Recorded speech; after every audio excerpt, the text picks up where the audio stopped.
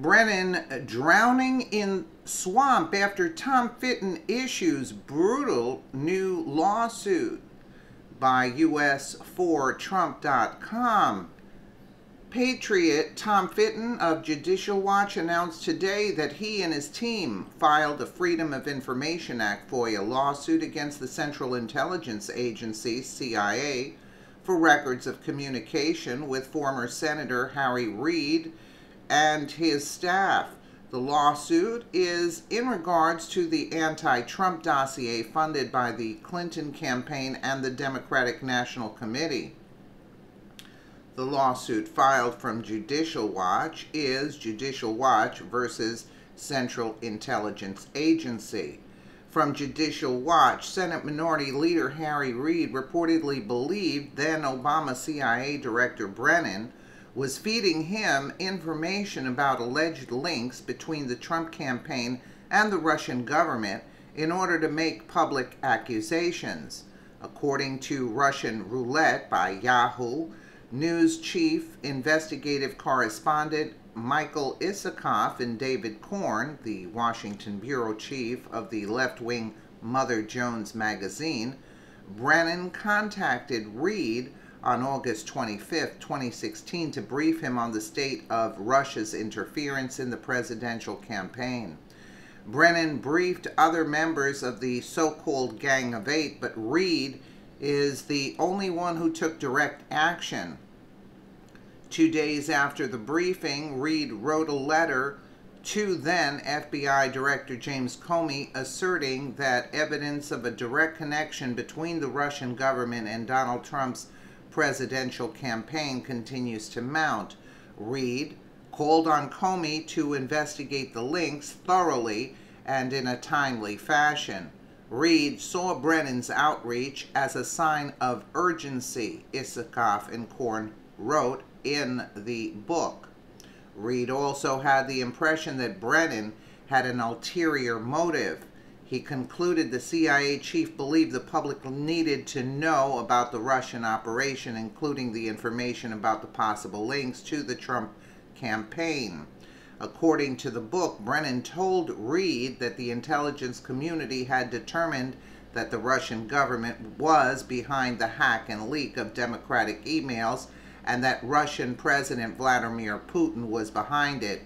Brennan also told Reid that there was evidence that Russian operatives were attempting to tamper with election results.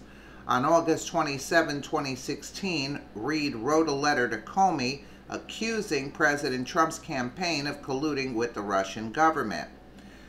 The Judicial Watch FOIA lawsuit was filed in the U.S. District Court for the District of Columbia after the CIA failed to respond to a February 12, 2018 FOIA request for all records of communication, including but not limited to letters, emails, text messages, and instant chats between former CIA Director John Brennan and or officials in the CIA's director's office on the one hand, and Senator Harry Reid and or members of Senator Reid's staff on the other hand regarding concerning or relating to the Christopher Steele dossier and or alleged collusion between the Trump presidential campaign and Russia.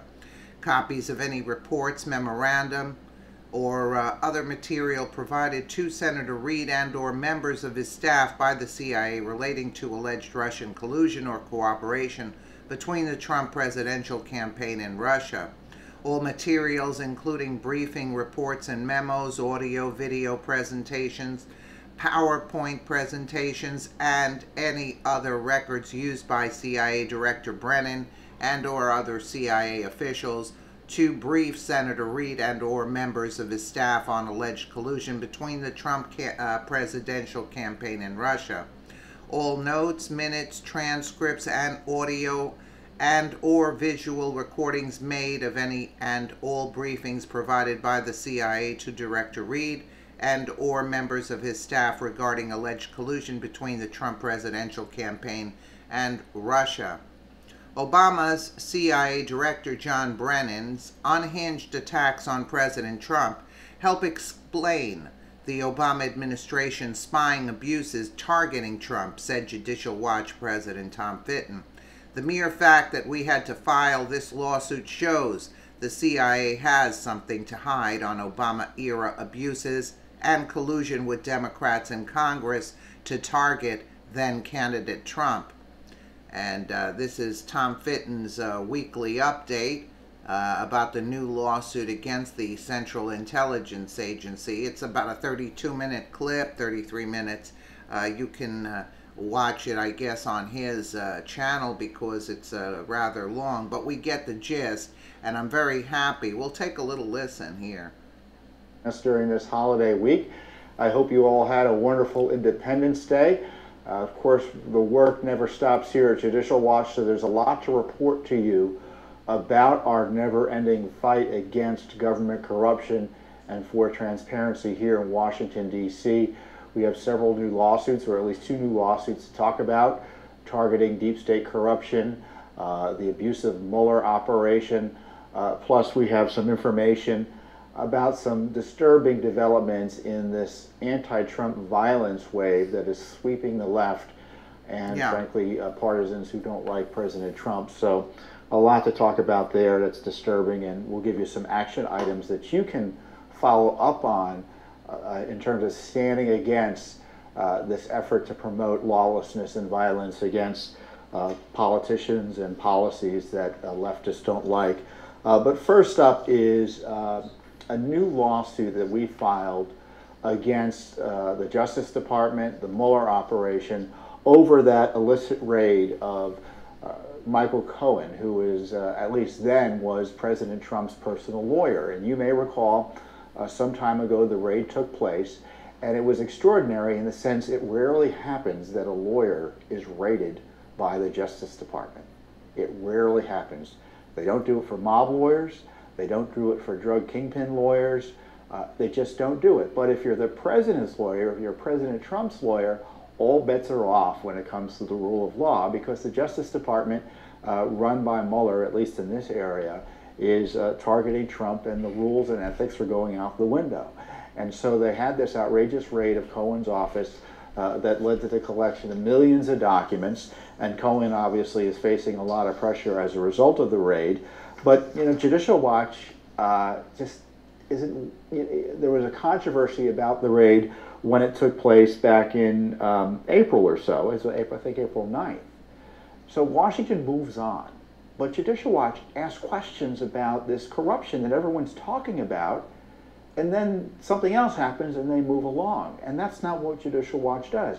We file Freedom of Information Act requests. In this case, we filed 3 requests to various offices in the Justice Department for records about the raid. And what had happened was that Mueller had decided he wanted this information, it looks like, based on public reports, but he recognized that to target the president's lawyer like this, Mr. Cohen, was a bridge too far for him. So he pawned it off on the Justice Department and the Southern District of New York, which is the U.S. Attorney's Office district up there, and they conducted the raid. And as I said, it was unusual and unprecedented in scope, and as best I can tell, it hasn't ever been done with any other high-level public official under investigation. It's never been done, and the president's lawyers had to go in and intervene and try to protect attorney-client privilege, and indeed, there were 12,000 documents that were privileged and shouldn't be viewed by the government's lawyers. It was found after a review of the 4 million documents seized by the raid. I just can't imagine there are 4 million documents, but I guess that's the number. So what we're asking for is basic information about communications between Mueller and the Justice Department about the raid, what precipitated it and such. The Justice Department is in full cover-up mode, full Stonewall mode on this. They have ignored our request. And isn't it ironic, the Justice Department, the agency charged with enforcing the Freedom of Information Act, refuses to comply with the Freedom of Information Act and comply with the law. We sue when an agency refuses our request or unlawfully holds documents. And unfortunately, with the Justice Department, they just ignore requests. So talk about lawlessness. And this is not something that is acceptable. It wasn't acceptable during the Obama administration, and it ought not to be acceptable during this administration.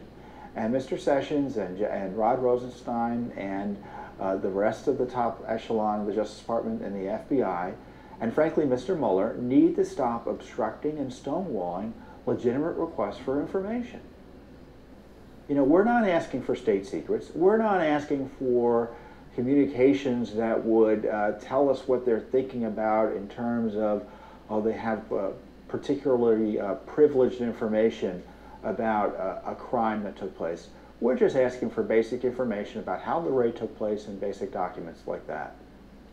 And we're getting to stonewall. And again, it's up to Judicial Watch to provide oversight of Mueller. What strikes me is that Congress is very critical in asking documents about how the Russia investigation began, about this dossier, about Peter Strzok and Lisa Page, all of which are appropriate. And of course, the IG report has confirmed that there were shenanigans in terms of anti-Trump activity at senior levels of the FBI at the beginnings of the Russia investigation, and that IG investigation is ongoing. But they refuse to bring Mueller in. They refuse to hold Mueller to account. They refuse, Congress does, to provide oversight of the Robert Mueller investigation. I keep on calling him Mueller, I guess it's Mueller. And the Mueller investigation needs to be held accountable the way any other government activity would be. Mueller is now, has I think 17, 18 prosecutors working for him officially. Judicial Watch has been unable to find any registered Republicans among those prosecutors. There's plenty of Democratic donors. I think we're aware of one Republican donor, but that donor gives to both Democrats and Republicans. But no registered Republicans among Mueller's team. Also, of course, you had the issue of Peter Strzok, who was an anti-Trump activist who was running the Mueller FBI side of the investigation up until July of last year. He was fired or removed from the investigation, but Mueller or the Justice Department didn't tell anyone about it. So you've got this issue of the Mueller operation being corruptly formed, spending a lot of money, so he should be asked about that, and his handling of anti-Trump bias and his hiring decisions on his team. So why isn't the Justice Department and the Mueller being asked about that by Congress? Mueller can testify. You know, you can pretend, let's say Mueller is conducting an investigation which is privileged in the sense that Congress shouldn't be messing around with the prosecutor asking him about the specifics of a criminal investigation. No, no, no. I'm talking about the general administrative actions related to Mueller's operation, how he handled Peter Strzok, the anti-Trumper, whether he has concerns about other bias there. You had Comey leak records in a way. James Comey, the former FBI director, leaked FBI records to get Mueller appointed. He should be asked about that. What did he know and when about his appointment? Did he know that Comey had leaked the records specifically to get a special counsel appointed at the time?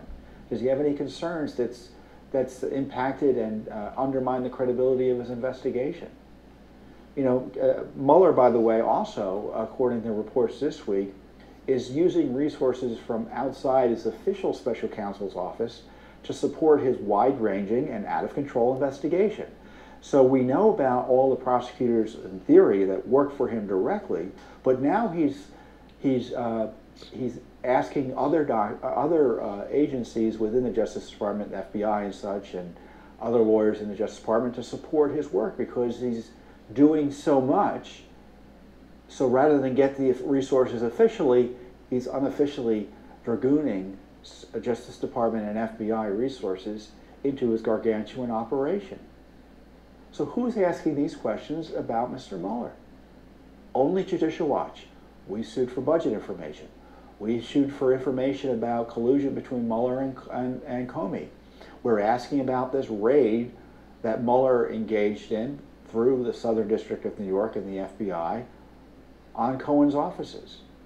You know, and let me talk to you a little bit about that raid. We did a panel about a month or two ago, I guess it's 2 months ago now, about the deep state, about the Russia investigation. And we had on a panelist, Tony Schaefer, who is a great guy, veteran, intelligence official. He knows where the bodies are buried and knows how to and knows a lot of about what's going on in terms of the way the deep state operates, because he's seen it up close when he was officially in the government. And Tony said during this panel that he knew there were FBI agents who refused to participate in the Cohen raid because they knew it was no good. Think about that.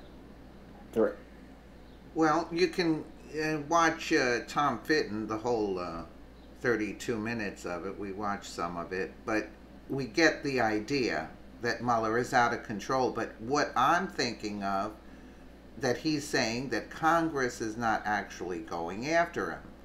And I think, my opinion is that I think because of the IT workers that have all the damning information on Congress is what makes Congress not go after Mueller the way they should be going after Mueller. You see? So Hillary made sure that they had their claws into everything. They wanted all the damaging information on Congress. This way Congress won't go after this situation here. You see? It's all like a web, a big web.